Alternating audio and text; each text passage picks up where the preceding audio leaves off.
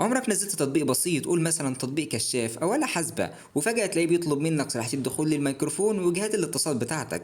سؤال منطقي، هو الكشاف محتاج يسمعني وانا بنور في الضلمة، ولا الآلة الحاسبة هتبعت رسالة لخالتي عشان تحسب الحسبة صح؟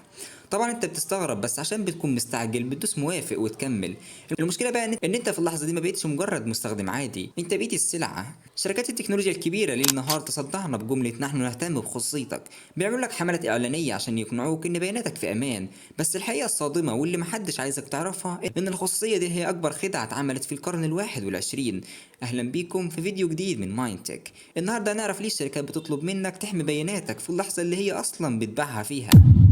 خلينا نتفق ان الانسان بطبعه بيحب يحس انه مسيطر. الشركات فهمت السيكولوجية دي كويس جدا، عشان كده عملوا لك حاجة اسمها اعدادات الخصوصية، يدوك زرار كتير تطفيها وتشغلها براحتك، وفي الاخر يسألوك هل تقبل ملفات تعريف الارتباط او الكوكيز.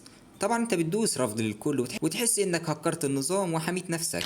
بس الحقيقة ده مجرد وهم بالسيطرة. في دراسات كتير اتعملت في علم النفس السلوكي اتكلمت عن ظاهرة اسمها برايفسي بارادوكس او مفارقة الخصوصية. الظاهرة دي بتقول ان الناس بتقول انها خايفة جدا على بياناتها، بس في نفس الوقت مستعدين يبيعوا كل بياناتهم دي مقابل انهم يستخدموا فلتر جديد بيغير شكل وشهم او يعرفوا شخصيتهم بتشبه مين من الممثلين. الشركات بتلعب على التناقض ده، بتديك احساس انك انت اللي بتختار، بس في الحقيقة هم مصممين النظام بطريقة تخليك تتنازل عن بياناتك برضاك التام وبدون ما تحس حتى.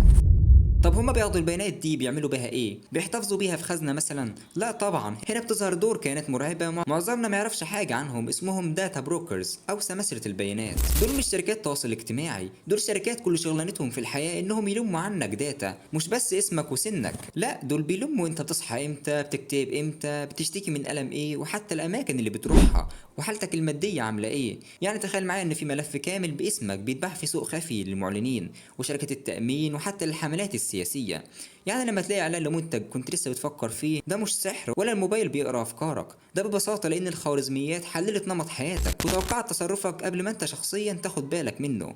انت كتاب مفتوح، بس للاسف انت الوحيد اللي مش معاك نسخة منه.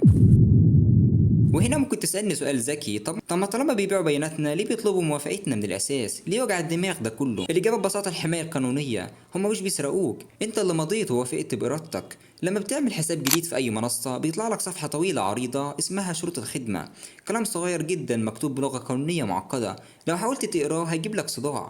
دراسة اتعملت قبل كده وضحت ان اللسان العادي محتاج حوالي 76 يوم في السنة متواصلين عشان يقرا كل شروط الاستخدام من المواقع اللي بيدخلها. هم عارفين انك مش هتقرا، وعارفين انك هتنزل لاخر الصفحة وتدوس موافق. ببساطة هم بيصنعوا المتاهة دي عشان يخلوا مسؤوليتهم، ولما تيجي تشتكي يقول لك طب ما انت اللي وافقت، هو احنا ضربناك على ايدك؟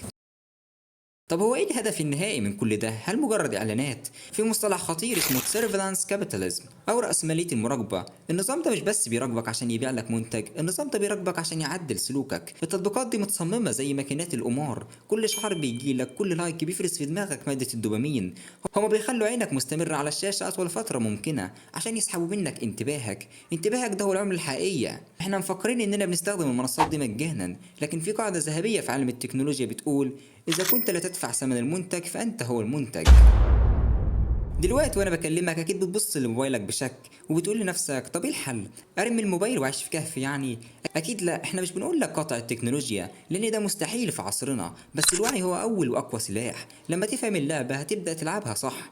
ابدأ راجع الصلاحيات اللي مديها للتطبيقات، وافتكر ان الكشاف مش محتاج ميكروفون، واستخدم متصفحات بتحترم الخصوصية فعلا عشان ما تكونش فريسة سهلة. الشركات بتعتمد على كسل المستخدم واستعجاله، فخليك انت المستخدم اللي بيعطلهم.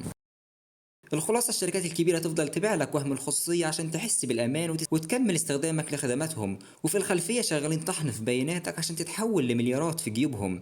هي معادلة قاسية، بس دي ضريبة الحياة الرقمية.